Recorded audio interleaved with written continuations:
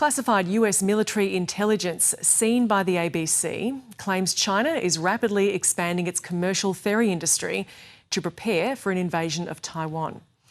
The report, prepared for the Pentagon, says China's commercial ferries are being reinforced to transport tanks and are legitimate military targets that should be sunk in a conflict over Taiwan.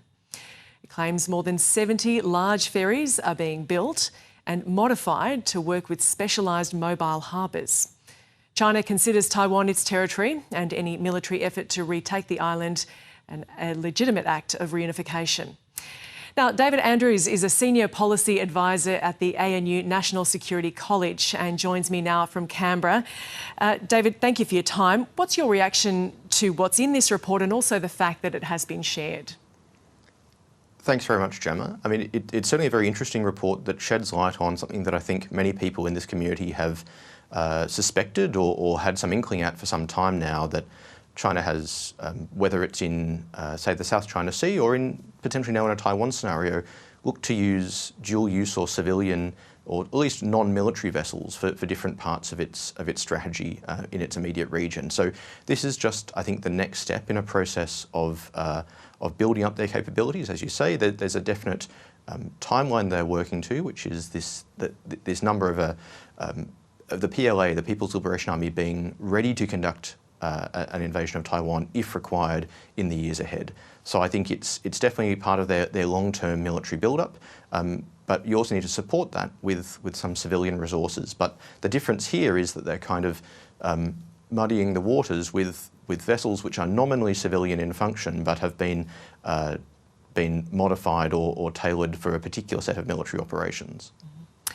And I mean, this has been shared, the ABC has seen it. What are the Five Eyes intelligence agencies seeing to draw this conclusion of this dual capability?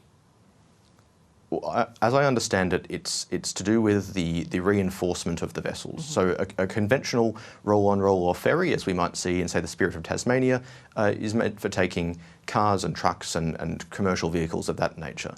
But if you're taking tanks and armoured vehicles, of course, they weigh a vast amount more than a regular car, and so you need to reinforce the decks and the ramps and the doors of these vessels so they can actually carry these heavier loads. So I think that's one of the key features, but it's also previous examples of seeing them exercising in China's sort of maritime environment, so connecting to some of these new floating dock arrangements that seem to have been designed to fit in with the different doors and gates and ramps of these ferries as well. So there's that direct video evidence as well as some of this technical data.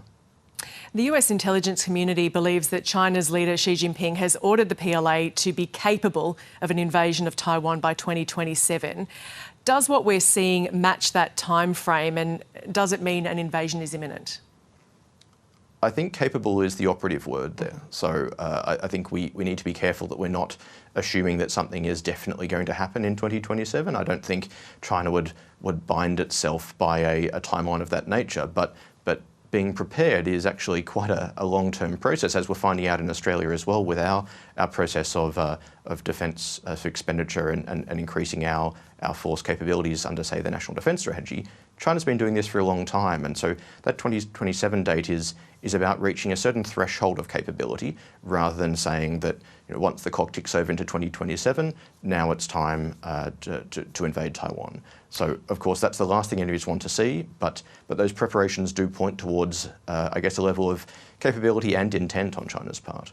And how do we expect Taiwan to view this or react to this?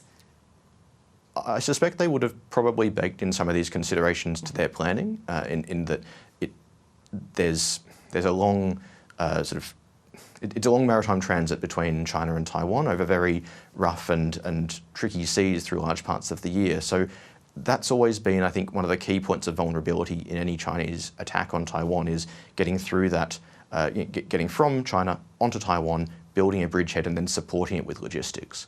Now that's one of the areas where these ferries and similar vessels could play a major role. Is it's not necessarily in that first wave, because they are principally civilian vessels, so they don't have defence systems in the way that a a conventional amphibious assault ship might.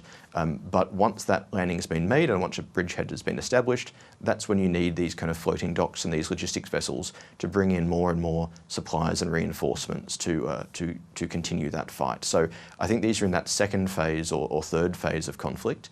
And I think quite reasonably, Taiwan will be focused on making sure it doesn't get to that stage.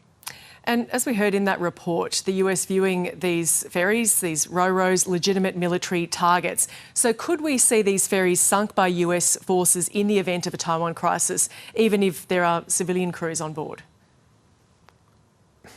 It's very hard to say, but I think it would be, I wouldn't be surprised if that happened. I think if there is evidence that they are being used to support a military action, then I suspect they would be deemed to be credible military targets and targeted accordingly.